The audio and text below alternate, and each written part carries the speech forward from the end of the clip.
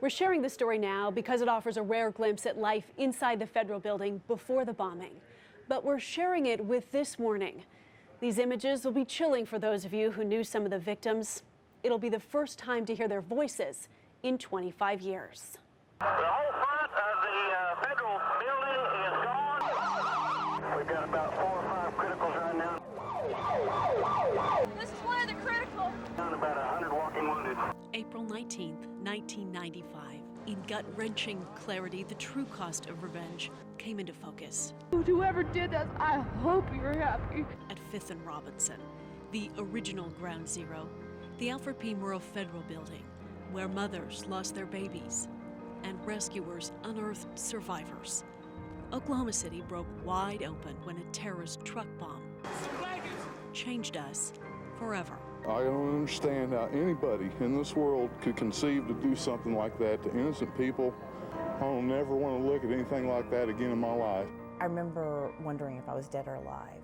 I know that they had to get a chainsaw and they were cutting something around me. There were ladies that were right beside me. They didn't make it out. I kind of do remember being scared just a little bit, but when I heard his voice, I knew he'd get me out. I could look up through the whole building and see clear on the north side. I could see blue sky. So I knew it was horrible. We relive it over and over and over. Florence Rogers was sitting at her desk on the 3rd floor in the Federal Employees Credit Union. 8 of her employees within arm's reach. She'd called a management meeting in her office. I knew exactly what every one of those girls was wearing that day that was in the office with me. They were together at 9:01.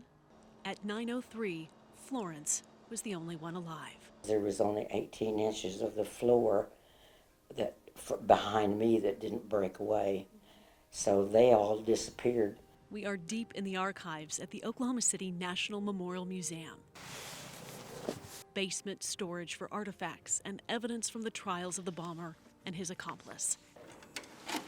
This VHS has been buried 2 decades, a motion picture scrapbook of the casualties of April 19th, introduced as evidence against Timothy McVeigh, overruled by the judge. The tape was never played in open court. The voices of the dead, never heard by the jury. This is part of the story of the Murrah Building bombing, the ordinary lives of hundreds of people who came here to work every day. There we go.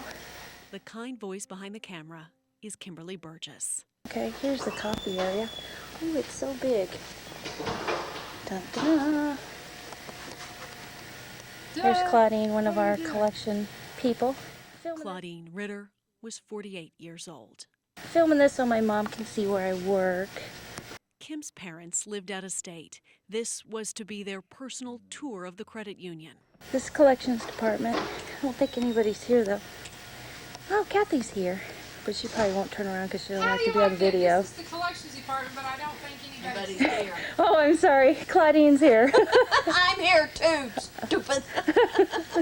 Kathy Linen was 47. Yeah, there's Jill's office.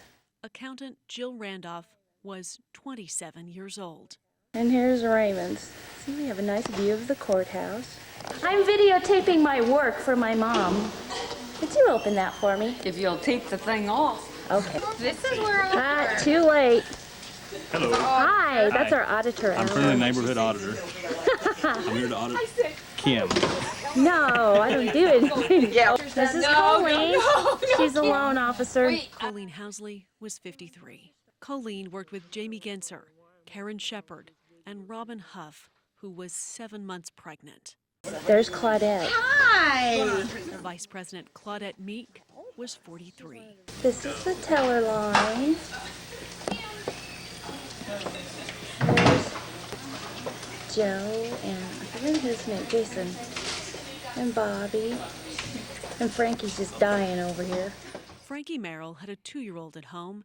She died when the teller lobby collapsed, along with Teresa Wharton, Christy Jenkins, and several customers. And there goes Tony, one of our board of directors. Tony Reyes worked at HUD.